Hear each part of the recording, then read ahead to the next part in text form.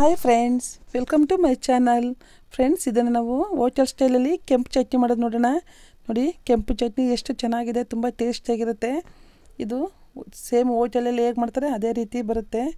ನೀವು ಕೂಡ ಇದೇ ರೀತಿ ಮಾಡಿ. ಇದಕ್ಕೆ ತೆಂಗಿನಕಾಯಿ, ಬ್ಯಾಡಗಿ ಮೆಣಸಿನಕಾಯಿ, ಜೀರಿಗೆ, ಬೆಳ್ಳುಳ್ಳಿ, ಸಾಲ್ಟು, ಗುಂಟೂರು ಮೆಣಸಿನಕಾಯಿ 2 ಮತ್ತು ಕೊತ್ತಂಬರಿ ಸೊಪ್ಪು, ಹುರಿಗಡಲೆ ಎಲ್ಲ ತೊಗೊಂಡಿದ್ದೀನಿ. ಒಂದು ಕಡೆಯಿಂದ ನೋಡಿ ಇನ್ನೊಂದು ಸಲ ಸಾಲ್ಟ್ ಎಲ್ಲ ತೊಗೊಂಡಿದ್ದೀನಿ. ಬ್ಯಾಡಗಿ ಮೆಣಸಿನಕಾಯಿ, ತೆಂಗಿನಕಾಯಿ, ಜೀರಿಗೆ, ಬೆಳ್ಳುಳ್ಳಿ, ಗುಂಟೂರು ಮೆಣಸಿನಕಾಯಿ, ಕಡಲೆ ಮತ್ತು ಕೊತ್ತಂಬರಿ ಸೊಪ್ಪು, ಬ್ಯಾಡಗಿ ಮೆಣಸಿನಕಾಯಿ. ಈಗ ಈ ಚಟ್ನಿನ ಹೇಗೆ ಮಾಡೋದು ಅಂತ ನಾವು ನೋಡ್ಕೊಳ್ಳೋಣ. ಈಗ ರುಬ್ಬಕ್ಕೆ ನಾನು ಬ್ಯಾಡಗಿ ಮೆಣಸಿನಕಾಯಿ ಹಾಕ್ತಾಯಿದ್ದೀನಿ ಜಾರ್ಗೆ. ತೆಂಗಿನಕಾಯಿ ಹಾಕಿತಾ ಇದ್ದೀನಿ. ನಾನು ಬ್ಯಾಡಗಿ ಮೆಣಸಿನಕಾಯಿ ಏನು ರೋಸ್ಟ್ ಏನು ಮಾಡೋದು ಬೇಡ, ಹಾಗೆ ಹಾಕಿದ್ರೆ ಚೆನ್ನಾಗಿರುತ್ತೆ.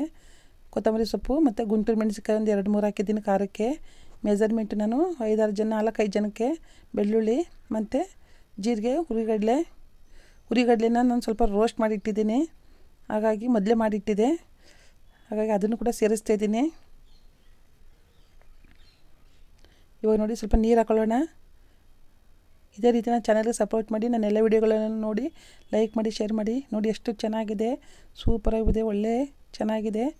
ನಾನು ಇದೇ ರೀತಿ ನನ್ನ ಚಾನಲ್ಗೆ ಸಪೋರ್ಟ್ ಮಾಡಿ. ನನ್ನ ಎಲ್ಲ ವೀಡಿಯೋಗಳನ್ನು ನೋಡಿ ಲೈಕ್ ಮಾಡಿ, ಶೇರ್ ಮಾಡಿ, ನನ್ನ ಚಾನಲ್ಗೆ ಸಬ್ಸ್ಕ್ರೈಬ್ ಮಾಡಿ. ಇವಾಗ ಇದನ್ನು ಒಂದು ಸ್ಟೀಲ್ ಬೌಸಿಗೆ ನಾವು ಹಾಕೊಳ್ಳೋಣ. ಜಾರಿಂದ ಸ್ವಲ್ಪ ನೀರು ಹಾಕ್ಕೊಂಡು ಅದನ್ನು ಕೂಡ ತೊಗೊಳ್ಳೋಣ. ಈಗ ಆ ಚಟ್ನಿಗೆ ಒಂದು ಸ್ವಲ್ಪ ಒಗ್ಗರಣೆ ಮಾಡ್ಕೊಳ್ಳೋಣ. ನಾನು ಏಲಕ್ಕಿ, ಸ್ವಲ್ಪ ಸಾಸಿವೆ, ಜೀರಿಗೆ ಮತ್ತು ಕರಿಬೇವು ಹಾಕಿ ಅದನ್ನು ಸಿಡಿಸಿ ಒಗ್ಗರಣೆ ಹಾಕಿದ್ದೀನಿ. ಅದನ್ನು ಈಗ ಚಟ್ನಿಗೆ ನಾವು ಟ್ರಾನ್ಸ್ಫರ್ ಮಾಡ್ಕೊಳ್ಳೋಣ. ನೋಡಿ, ನೋಡ್ತಾ ಇದ್ರೆ ಚಟ್ನಿ ಸೂಪರಾಗಿ ಕಾಣ್ತಾ ಇದೆ. ಬಾಯಿ ನೀರೇ ಬರ್ತಿದೆ, ಅಷ್ಟು ಚೆನ್ನಾಗಿದೆ, ಟೇಸ್ಟ್ ಕಾಣಿಸ್ತಾ ಇದೆ. ನೋಡೋಣ, ತಿಂದ ಮೇಲೆ ಗೊತ್ತಾಗುತ್ತೆ, ಅಷ್ಟು ಚೆನ್ನಾಗಿದೆ. ನೀವು ಕೂಡ ಇದೇ ರೀತಿ ಮಾಡ್ಕೊಂಡು ತಿನ್ನಿ. ಮಕ್ಕಳಿಗೆಲ್ಲ ಚಪಾತಿಗೆಲ್ಲ. ನಾನು ನೀರು ದೋಸೆ ಮಾಡಿದೆ, ಅದಕ್ಕೆ ನೀರು ದೋಸೆಗೆ ಈ ಚಟ್ನಿ ಮಾಡಿದ್ದೀನಿ. ನೋಡಿ, ತುಂಬ ಚೆನ್ನಾಗಿದೆ. ಇದಕ್ಕೆ ನಾವು ಈ ರೆಡ್ ಚಟ್ನಿನ ಹಾಕ್ಬಿಟ್ಟು ಎಲ್ಲನೂ ಮಿಕ್ಸ್ ಮಾಡೋಣ. ಎಲ್ಲನೂ ನೋಡಿ, ಒಂದು ಚಟ್ನಿನ ನಾವು ಎಲ್ಲನೂ ಒಂದಕ್ಕೆ ಟ್ರಾನ್ಸ್ಫರ್ ಮಾಡ್ಕೊಳ್ಳೋಣ. ಪ್ಲೇಟಿಗೆ ಸರ್ವ್ ಮಾಡ್ಕೊಳ್ಳೋಣ. ತುಂಬ ಚೆನ್ನಾಗಿದೆ, ವಾವ್, ಸೂಪರಾಗಿದೆ. ನೋಡ್ತಾ ಇದ್ದರೆ ಬಾಯಲ್ಲಿ ನೀರೇ ಬರ್ತಿದೆ.